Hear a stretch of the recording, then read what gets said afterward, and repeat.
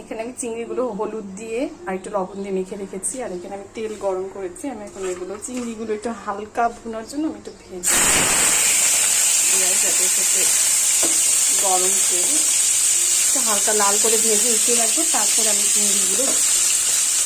চিংড়ি ভুনাতে আসলে অত কিছু লাগে না, আপনারা সবাই জানেন। আমি ওই মাছ ভাজার কড়াইয়ের মধ্যে আমি আপনার পেঁয়াজ দিয়ে দিলাম। আর খুব বেশি চিংড়ির পেঁয়াজটা ভাজা করা যাবে না, কারণ খুব বেশি ভাজা ভাজা হয়ে গেলে ওই ভুনার টেস্টটা থাকে না।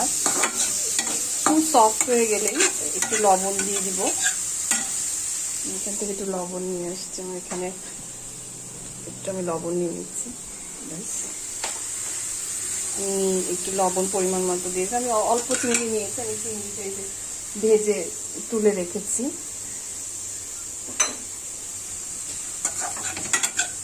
আর আমি হালকা তেলে রান্না করার চেষ্টা করব, খুব বেশি তেল আমি দিচ্ছি না।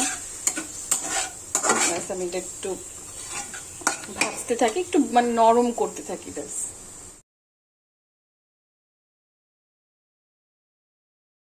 চিংড়ি মাছটা আমি একটু দেখুন খুব সুন্দর একদম একটু নরম নরম হয়ে গেছে। তেলগুলো আমি কম তেলে রান্না করছি, কারণ একদম ভাসা ভাসা তেলে হয়তো দেখতে খুব একটা লোভনীয় হয়, কিন্তু আমার কাছে খুব রুচিকর বা স্বাস্থ্যকর করতে মনে হয় না। আমি জন্য খুব অল্প তেলে রান্না করব। আর আমি এখানে তেলও ইউজ করেছি, আমি অলিভ অয়েল। তো আপনাদের পছন্দ মতো যে কোনো হেলদি ভেজিটেবল অয়েল আপনারা ইউজ করতে পারেন, মাস্টার অয়েলে করতে পারেন, সরিষার তেলে, এটা একান্ত আপনাদের ব্যাপার। তো এখানে আমার চিংড়ি মাছের পেঁয়াজটা মোটামুটি রেডি হয়ে গেছে। আমি এই পর্যায়ে একটু গরম পানি দিয়েছি। গরম পানিটা না দিলেও হয়, কিন্তু তাড়াতাড়ি হয়ে যায় গরম পানি দিলে। এখন আমি গরম পানিটা দিয়ে নিলাম। এটা যখন একটু কষে আর একটু তেল ছেড়ে দিবে, তখন আমি চিংড়ি মাছটা দিয়ে পানি দিয়ে ঢাকা দিব। আর চিংড়ি মাছ হতে তো অত সময় লাগে না। হালকা মশলার কিন্তু খুব সুন্দর একটা রং হয়েছে।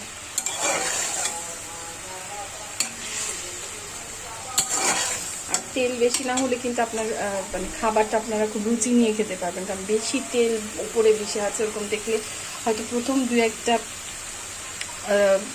লোক আপনি খুব মজা করে খাবেন, কিন্তু পরে কিন্তু আপনার এটা ডাইজেশনের প্রবলেম হবে আর খেতেও আর ভালো লাগবে না। সেই চেষ্টা করা যায় উচিত যে একটু কম তেলেই রান্না করা, সেটা শরীরের জন্যও ভালো, খেতেও ভালোই লাগে। একটু কিছুক্ষণ এটা নরম হয়ে আসুক, আমি এখন এর মধ্যে আমি চিংড়ি মাছটা দিয়ে দেবো। আমি ভেজে রেখেছি যে চিংড়ি মাছগুলো, আমি এগুলোর মধ্যে দিয়ে দিচ্ছি। খুব সিম্পল একটা রান্না, সবাই করে।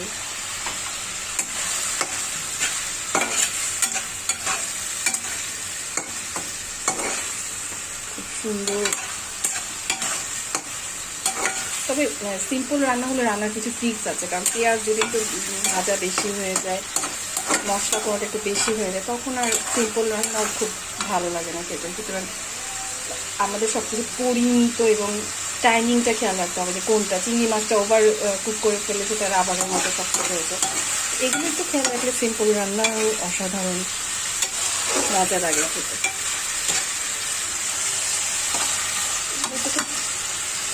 কষা কষা করে একটু কষানোর উদ্দেশ্য হচ্ছে মানে মশলাগুলো যেহেতু খুব বেশি মশলা, একটু হলুদ আর সামান্য শুকনা মরিচের আমি গুঁড়া না, আমি বাটার ইউজ করেছি, শুকনা মরিচটা পেস্ট করে রেখেছিলাম। আপনারা চাইলে এখানে গুঁড়া মরিচের ইউজ করতে পারেন। সুন্দর একটা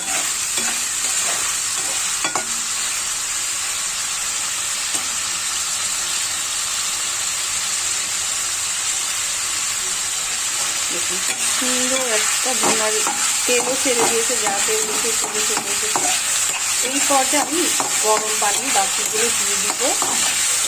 সুন্দর করে আমি একটু ভাজা ভাজা হয়ে গেল, আর তারপরে আমি কাঁচামরিচ দিয়ে দেব। নামানোর আগে কাঁচামরিচ আমি ঢাকা দিয়ে রেখে দিব 5 মিনিট।